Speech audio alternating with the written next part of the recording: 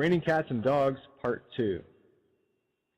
Alas, the tales of werewolves and vampires abound in our literature, movies, and so forth. Stories of zombies walking the night in search of brain food have been more prevalent of late, with even the mainstream alphabet gangs jumping in on the fray. Where most we enter trained by the literal presentations, most will never see beyond the obvious to see the truth buried just out of view. Always keep in mind the term as above, so below, as below, so above, as we delve into the far more esoteric nature of this fabric we see as veiled reality. Indeed, it is veiled, and quite cleverly so. It is so obvious once you see it, you wonder how you missed it, and at least I know I did, for a while anyway. The atypical vampire, for example, is a dark creature that prowls the night in search of blood to keep itself as one of the physical immortals. Without the daily nourishment of blood, it cannot survive. Such as the lust for this food, and killing and draining others is just part of the lifestyle. They're also rather difficult to dispatch, with either dragging them into the sunlight or driving a stake through their hearts. The allegories are rife, and many with more layers being exposed as to what it really means and who and what they really are. While I'm sure there are many beings that practice the physical art of bloodletting and drinking, much akin to Vlad the Impaler, bloodline relative to Prince Charles no less, the true bloodletting is slightly more hidden and sinister. If it's not bad enough being drained of our day-to-day life forces being preyed upon for our creative energy, the truth lies just out of view. It is merely a matter of connecting the dots to see where our true spiritual energy is being siphoned off, without us giving a second thought when we do this every day, numerous times. For a little background, one needs to understand what blood actually is. The medical profession will have us believe that it's just a liquid carrying nutrients and oxygen through our bodies. But then I'd have to ask them to define plasma, as in blood plasma. Try to imagine a pump with walls no more than 2 millimeters thick, at its thickest point trying to pump a viscous liquid, like blood, to every point in a body under pressure, 72 times per minute, for 100 years. Now factor in the atypical morbid obesity of so many of our population, and you'll get the notion that there is slightly more going on. Blood is a rather special liquid in many ways, but most don't know that it actually travels via implosions, delicately timed and balanced by the heart, which is our central sun, or Merkaba. Thank you, Matt Presti and Robert Otte, for your invaluable insights on this fact. Plasma, from late Latin plasma, from Greek plasma, something molded or created. It's the matter of creation itself, literally an ethereal liquid between worlds. While much of what I'm sharing here might be a newer concept, the connected dots bear it out intuitively where the analytical ego is off. Modern science has uncovered many things regarding the human body, but most of that remains on a need-to-know basis. Well, here's what you need to know. Blood is liquid ether, also known as spirit. Spirit is the ancient word for mother, or in short, creation herself. One of the biggest issues I see with people is that they are blissfully innocent and can't imagine doing to others what some do daily and with a conscience. Here's a fact in that if one seeks to catch a serial killer, one must learn to think like one and confront the darker side of the imagination.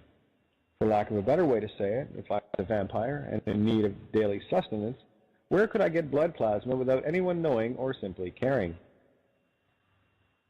How could I get the masses to give me that plasma daily to survive, where I'd only periodically have to butcher someone to get it? For a vampire, the occasional slaughter of a child or someone would be like going out for dinner after a boring week of basic survival. Again, keep in mind the allegories here in that all things are purely electromagnetic, or more accurately, magno-electric. If I wanted to be the master over this world, I'd also have to be active in the duality of spiritual and physical control of others. That only makes sense to me. For a little basic biology in layman's terms, let's look at the blood circulatory system as it relates to cleaning the blood. We intake nutrients into the stomach, it's broken down, and the nutrients enter the bloodstream for delivery to all points of our bodies. The blood has to pass through the kidneys to be purified, and where nutrients can be balanced as well as the water content.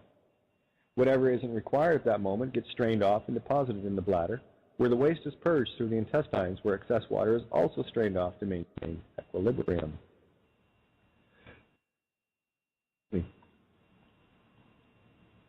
Trying to scroll here, there it goes. Oh, too much. Please don't forget that the human body is a finely tuned and perfect biological engine. The body knows exactly what it needs in the now. It does this all by itself, by design. so that you, the being, don't have to remember to keep your heart beating, hair growing, temperature controlled, digesting, separating viruses, etc. That's what the DNA program is for. With the blood purified and balanced, the remainder of the purified excess is placed where it can be used if necessary, since the strained plasma is pure life force. This liquid contains stem cells, aminos, proteins, and living life force itself, being that it is a blood extract.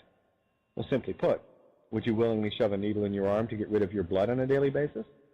Well, I hate to tell you, that's exactly what we do when we toss our urine into sewer cesspools. Cess in Latin means tax. So what exactly are we being cessed for? Do they not call the places where the sewers are connected to water processing plants? And what exactly are the plants they're growing? Alas, too many questions keep popping up, but I'll keep this as simple and basic as I can, since it is only the concept, or with God, I am seeking to share. This is a perspective that I know few, if any, have looked into from an extremely outside the normal think realms. In order to maintain control over us, one has to control mind, body, and soul, yes? The body one is easy, since it is a constant topic every day in the form of genetically modified foods. Mutated genes and DNA get ingested and used by the body. You are what you eat, after all. To control the mind, one has to grasp the notion of the reptilian brainstem, transceiver, and adrenal glands being easily interfered with for those of weaker mind defenses. This is done through things like TV programs, smart meters, HARP, indoctrinations of school, politics, religion, sports, etc., with the more invisible means being carrier waves through electronic and electric fields that surround us. The 60 Hz electrogrid is the largest one, where 60 Hz cycle electricity is extremely harmful to us in that one of its endearing qualities is interrupting our ability to enter REM sleep or delta wave dream state. So, that only leaves the soul or spirit to conquer. Here's the real trick in the cosmic sense, however. We have to do it with full consent, ignorant by willful choice. The only reason that truth will set you free is that once you know something, you know it, and can make the willful choice to control your environment that has long been controlled by others of a less benevolent intent. For me, the connection had to be made from the ether, between the worlds, as it were. Inasmuch as oil and water cannot mix, they cannot even touch each other, where there is space between them. The simple truth is that if they could touch, they would mix into each other, but basic energy rules keep them apart. Their energies are not compatible. Let's connect the dots. Blood is both ether and physical in that it travels between the worlds of both, but never touches, where there is a merging of energies like an oil and vinegar salad dressing. Plasma can be centrifuged from the blood into separate components. That water is immutable, or in that water is immutable and contains memory or consciousness. Your consciousness. In order to conquer us, it must be done as above, so below in this duality realm, to keep us from ever finding our true centers. We have to be constantly distracted and knocked off balance to ensure this. We also have to do it willingly by consent. When we go to the toilets of convenience, we willfully share our life essence and the power it contains in this philosopher's stone with those that seek to harvest it. You can do your own research into what urea, urine, is used for, but it won't take long to see how valuable it truly is on a grander scale. Contained in your own urine is pure life force and everything your body needs to heal it, regenerate it, and make it immortal, literally. So here's a simple overview of the as above, so below. To be able to control both aspects, a grid above and below must be established. The electrical grid suffices for the above, and the sewer system, hidden out of view, is below. Would it not make more sense to bury the power cables as well, instead of the incredible repair costs and infrastructure of maintaining an above-ground system? Well, sure it would, but then the effects would be lost, in that there would be a grounding shield from Mother Earth protecting us. If one can see nature's allegories, one can see this one. A tree gets nutrients as above and so below, with two opposite and equal branching systems, with one set gathering food from the light and the other from the dark. This is also our root, or root system, as well, with our veins branching out through our bodies in perfect duality. They are hidden for the most part, yet they get light from within in the Merkaba known as the hearts.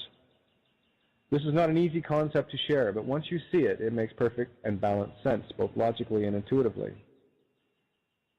This allegory was shown perfectly in the efforts of D. Thomas Murphy, where he created a self-contained system for homes where nothing is expelled from the house. It creates energy for the home as well as making it completely self-sufficient, identical in allegory to the human body, our home. It's not that hard to see the allegories once you see things in the not-so-literal sense. In order to see them, both the microcosm and macrocosm have to be viewed in their respective mirrors of as above, so below. Inasmuch as we have to view things from within ourselves, we also have to take in the grander pictures that have been obscured from our view of reality. In this duality, one must view both the dark and light equally, as shown in the allegory of a tree. A tree has branches that reach out into the sky to absorb energy and food from the sun, while it also has branches that seek nutrients in the absolute dark of being underground. While a tree cannot seek nutrients from above during a long cold winter, it always has the earth to sustain it. We need to be this grounded as well. Just as the zodiac is the allegory for the human body, the truth is, these mirrors are everywhere you look, and I do mean everywhere. This is a brand new way of observing where one must learn to fully trust oneself. No room for doubts anymore. The biggest issue with trying to observe anything here is that we are always looking into the past, in that the speed of light is the proof and deciding factor. It takes light time to travel from the object you're observing, so you'll only ever see things as they were, not as they are. While the light speed is fast, it's not instant in the physical realms, and this is what allows time to be observed at all. The trick here is to start getting into the pre-sent moment ahead of the past light. This is where I see creation and where we were railroaded. You can test yourself on this at any point of the day, and I assure you, the trust in self won't take long to build up. I just say this to enable my pre-sent moment. I have eyes to see and ears to hear. Show me what it is I need to see and hear, universe. This is where the coincidences start to appear like magic. These are the things that resonate with your question you have going on in your mind, so please be specific about what it is you are looking to create for yourself. As an example, let's say I wanted to confirm something about my stance on the name game fraud, since that is what I was pondering. After asking the question of the universe, I go into observe mode and see what was created to come into view.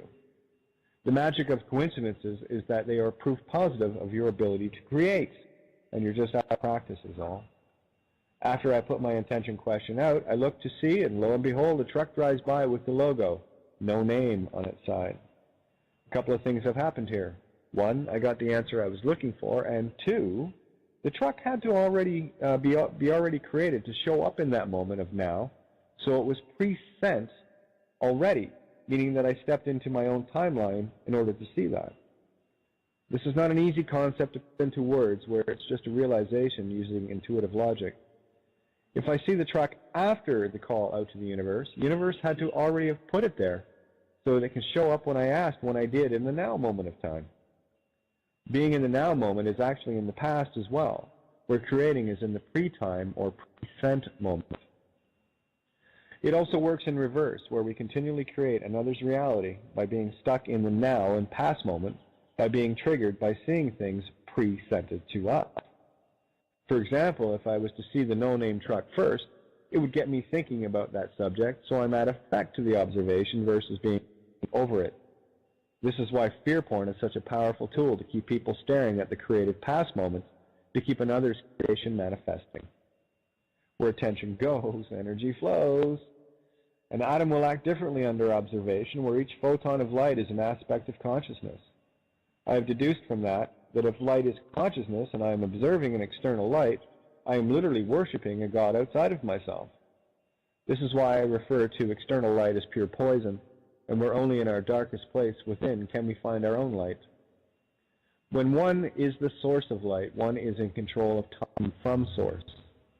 I said long ago that someone has hijacked our projectors, and this seems to be the case more and more.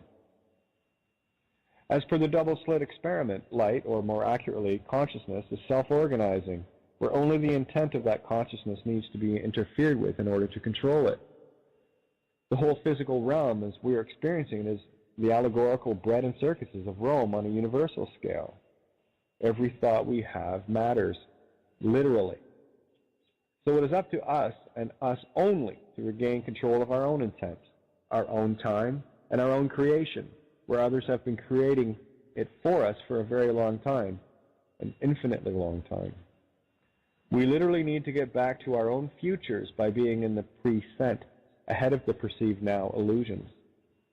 When we are occupying a body, we are at effect to it until we regain our ability to be cause over it. Ignorance is the greatest destroyer of all, and why certain entities have worked so very long and hard to keep us in a perpetual dumbed-down slave condition. The methods for this were outlined briefly earlier, but I'm sure you're getting the picture by now.